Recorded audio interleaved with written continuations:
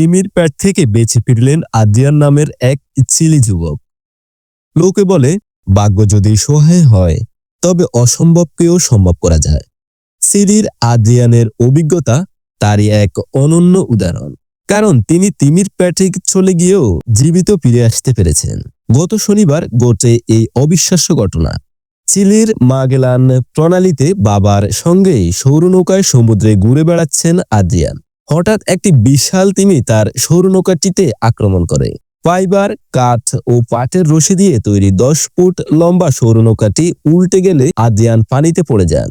Adrian সৌরনৌকাটি থেকে সমুদ্রে পড়ে যাওয়ার পর তিমি আবার তাকে আক্রমণ করে।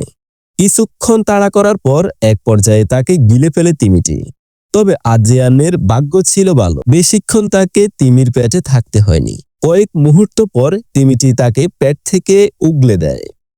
ছেলে এত বড় বিপদের মুখে পড়লেও বাবা ছিলেন এ সময় একেবারে শান্ত। তিনি পুরো ঘটনা মুঠোফোনের ক্যামেরায় ধারণ করেন। সেই ভিডিও চিত্র সামাজিক যোগাযোগ মাধ্যমে ছড়িয়ে পড়েছে। ভিডিওতে দেখা যায় হলুদ রঙের সৌরনৌকাতে বসে বৈঠা বাইছেন আদ্রিয়ান। হঠাৎ সমুদ্র থেকে একটি তিমি ভেসে ওঠে। এরপর তিমিটি আদ্রিয়ানকে গিলে ফেলে। কিছুক্ষণ পরই আদ্রিয়ানকে আবার পানিতে ভেসে থাকতে দেখা যায়। এ সময় তার বাবা ছেলের উদ্দেশ্যে বলেছিলেন, ধৈর্য ধরো, শান্ত থাকো। তিমির পেটে কয়েক মুহূর্ত থাকার পরে আদ্রিয়ান আবার পানিতে ভেসে উঠলে দ্রুত তার কাছাকাছি যান বাবা। তিনি আদ্রিয়ানকে টেনে তার সৌরনৌকাতে তোলেন।